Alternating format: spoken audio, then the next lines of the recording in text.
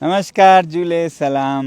आज मेरे अनशन का 12वां दिन ख़त्म हो रहा है और आज यहाँ पर बहुत लोग, लगभग 5,000 से भी ज़्यादा जमा हुए एक दिन का अनशन हमारे साथ रखने के लिए, क्योंकि आज रविवार था और भारत के तकरीबन 25 शहरों में छोटे छोटे प्रदर्शन और अनशन हुए।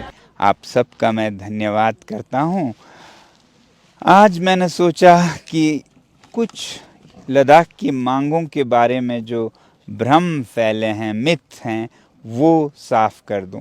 पहली बात तो अभी के सरकार के काल में लद्दाख के साथ बहुत बड़ा धोखा हुआ।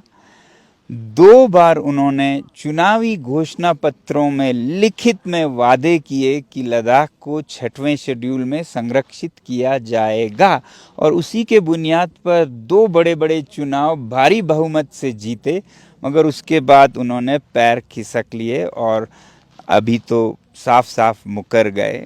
अब कहने को कारण हमें ये बताया जाता है कि 6वें शेड्यूल में आपका विकास नहीं होगा, मगर 6वां शेड्यूल तो विकास के खिलाफ नहीं है। वो तो सिर्फ ये कहता है कि स्थानीय जनजातीय लोगों के समन्वय के बिना कुछ भी नहीं हो सकता है। उनके समन्वय के साथ, यानी कि उनको दिए गए डिस्ट्रिक्ट काउंसिल जो कि असेंबली के छोटे रूप हैं, वहां पर चुने हुए प्रतिनिधियों के समन्वय के साथ कुछ भी हो सकता है। अगर वो चाहें तो फिर इंडस्ट्री को लाए, माइनिंग को भी लाए। ऐसा विकास के खिलाफ 6 शेड्यूल में कुछ भी नहीं है। तो ये तो हुआ 6वां शेड्यूल। लद्दाख का दूसरा सबसे बड़ा मांग है स्टेटहुड या यूटी विद लेजिस्लेटिव असेंबली, कम से कम जहां पर चुने हुए प्रतिनिधि भेजे जाए। अब इसके बारे में फिर 2 मिथ, 2 भ्रम फैलाए जाते हैं कि लद्दाख बहुत छोटा है, इतने छोटे से जनसंख्या को स्टेटहुड या लेजिस्लेटिव असेंबली नहीं दिया जा सकता है।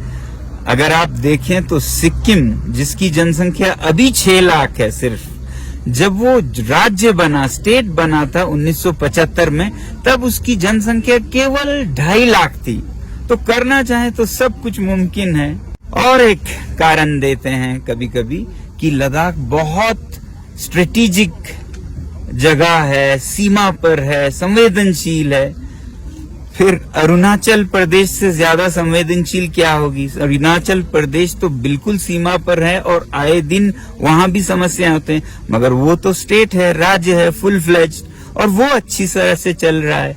तो ये तो लद्दाख के लोगों के साथ एक उनकी इंसल्ट है, अपमान है कि हम आपके हवाले इस जगह को नहीं रख सकते हैं। जबकि सच ये है कि लद्दाख के लोग जिस तरह से सेना के साथ कंधे से कंधा मिलाकर युद्ध भूमि तक, हर एक युद्ध में, चाहे वो 1948 हो, 62 हो, 65 हो, 71 हो, 99 हो या 2020, ऐसे कोई दिल्ली में, न हरियाणा में, न पंजाब में लड़ा था।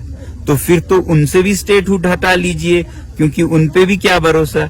तो जिन लोगों ने देश के लिए इतना किया, सिविलियन लोगों ने जानें दी, तो उन पे अगर आप एक लोकतंत्र तक ना सौंप सके तो फिर लद्दाख के लोगों को सच में भ्रम होने लगेगा कि भारत सरकार उनके साथ सौतेला व्यवहार कर रहा है। फिर ऐसे में उनके मन को ठेस पहुंच सकता है और ये भारत की सुरक्षा के लिए कतई अच्छा न होगा।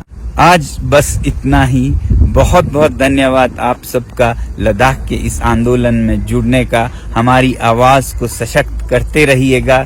धन्यवाद। नमस्कार। जुले। जय हिंद।